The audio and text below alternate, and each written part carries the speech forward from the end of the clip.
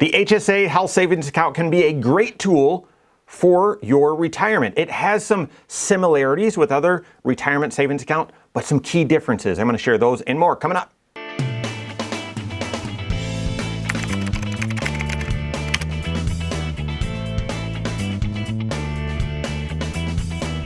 My name is Mike Bernard. I'm the host of the Wise Money Show. I'm also one of the certified financial planners right here at Korhorn Financial Group. Make sure you hit that subscribe button, turn on notifications, and smash that thumbs up button. Might sound bizarre to mention HSA and retirement savings tool in the same sentence, but if you're a fan of the Wise Money Show, you know I make that link all the time. I probably talk too much about the health savings account, but it really is gaining more and more traction as a retirement savings tool. More and more people are shifting their vision for their HSA from just here's my short-term medical spending account to an actual, this is another retirement vehicle, a pillar of my retirement savings strategy. Why? Because as you contribute to that HSA, that health savings account, it's pre-tax. So your contributions are benefiting you, saving you taxes today. All of the growth and investment, either interest that you earn, dividends, or if you're investing those dollars, those capital gains, they're all tax sheltered. And then when you withdraw the money, if it's to pay for qualifying medical expenses or to reimburse yourself for qualifying medical expenses since the time you've had an HSA, a high deductible health plan, then those withdrawals come out tax-free. And guess what? If you're out there in retirement, 65 or older, and you're saying, I'm out of medical expenses. Hallelujah. I mean, that's fantastic. I doubt it. Okay. But then you can just withdraw the money and pay tax on it then. But that unique tax treatment of pre-tax in, tax sheltered growth, tax-free out, that's the trifecta. No other tax savings tool, tax shelter has that same treatment. So more and more people are shoeboxing their HSA. I've done a lot of videos on that, not going to explain it here. More and more people are shifting their vision for their HSA to be more of a retirement plan.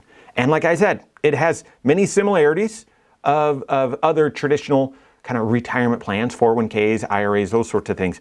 But a few very, very important differences you need to be aware of. First is that the catch-up contribution, HSAs allow for a catch-up contribution, but it doesn't start at age 50 like the Roth IRA catch-up does or the 401k catch-up does. This one starts at age 55.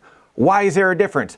I have no stinking idea. I would just make it simple. Make it simple. And they didn't. The HSA catch-up contribution starts at age 55. How much is that catch-up? Just $1,000. It's $1,000 per person though. So if you're on a family high deductible health plan and you and your spouse are both over age 55, you can each contribute an extra $1,000. This is confusing because you can both withdraw dollars from that HSA, but technically that HSA is just one of yours. So in order for each of you to contribute an extra $1,000, whoever's the owner of that HSA can do their $1,000 into that account, but then the spouse needs to open up their own HSA and contribute their $1,000 there. But yes, there is a catch-up contribution for the HSA. It doesn't start at age 50, it starts at age 55. And in case you're curious, with the big change this year with 401ks now having a super catch-up that starts at age 60, 61, 62, 63, there is no super catch-up with the HSA. That would be fantastic, but they don't apply that. Second distinction or second difference with an HSA that is unique compared to other tax-sheltered savings accounts, any employer contribution to your HSA actually counts towards your contribution limit. If you think about it, with your 401k, you're probably aware your contribution limit, $23,500. That's the amount that you can contribute. If you're age 50 or older, that's another $7,500 on top of that. And if you are eligible for the super catch-up, there's an extra $11,250 on top of that. But you think $23,500, that's your limit. Well, what if you're getting a company match? Do you need to offset your contribution, that $23,500 by the company match?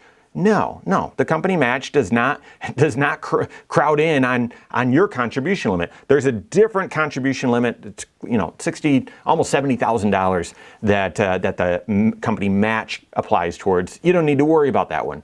But with an HSA, you do. Say your HSA, say your company contributes $500 a quarter to your HSA. First of all, thank them. That's fantastic. The majority of companies do not make HSA contributions, and I get that. Yet at the same time, if they're making a $500 quarterly contribution to your HSA, that means your limit to the HSA is $2,000 less than what it would be otherwise. In 2025, single person on a medical plan, $4,300 is your HSA contribution limit, and that catch-up is an extra $1,000 on top of that. Family, $8,550. It's not double the single amount. I have no idea why. Gosh, please make that easy for us, Congress and IRS, but that's not the case. But if your company contributes a little bit, then you've got to offset that. You've got to reduce that from your HSA contribution limit and make sure you don't over contribute. Otherwise, you've got to back those dollars out. You could face a penalty.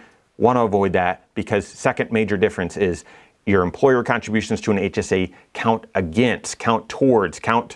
as part of your overall contribution limit as well. And then finally, a third major difference with an HSA tax shelter as opposed to other retirement tax shelters is your contributions that come right out of your paycheck avoid FICA tax as well. Most people don't think about this. Most people don't talk about it. But when you're saving into your 401k, you just think, oh yeah, if you're not saving Roth, you're saving traditional and pre-tax, you think, oh yeah, it's saving me on my taxes.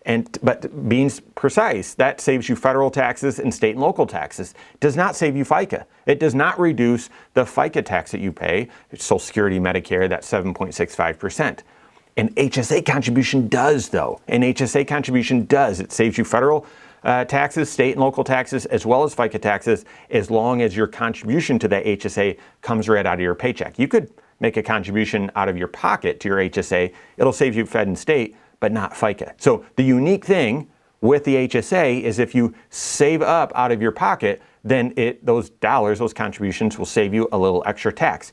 Be aware, and early on in our career, I remember a friend of ours got a little frustrated that this was the case, and it wasn't this final layer of specificity wasn't clear to them. But because you're not paying FICA on those dollars, it means those are a deduction from the calculation of your Social Security. Most people take that trade without a doubt. That, okay, if you save $4,000 into your HSA, your income that Social Security is calculated on is $4,000 less. If you make, $150,000, your Social Security is going to be calculated on you making $146,000 instead of $150,000. Most people say, yeah, I'll take that. That's just fine. But be aware of that. You get the FICA savings, but there's also a slight trade-off in the Social Security calculation. Those are just three of the differences in how the HSA functions as a tax shelter compared to other tax shelters like the IRA or 401k, those sorts of things. Question is, are you using the HSA to the maximum capability for your financial life? You got to work with your CFP on that for those creative strategies and making sure that you're applying it appropriately. Work with your CFP on that. If you don't have a CFP on your team, you can contact one of my team. Find us online, Korhorn.com. That's Korhorn with K, wisemoneyshow.com. You can find us there as well, or give us a call, 574-247-5898. All right, there you have it. Go out and take your next wise step in your financial life.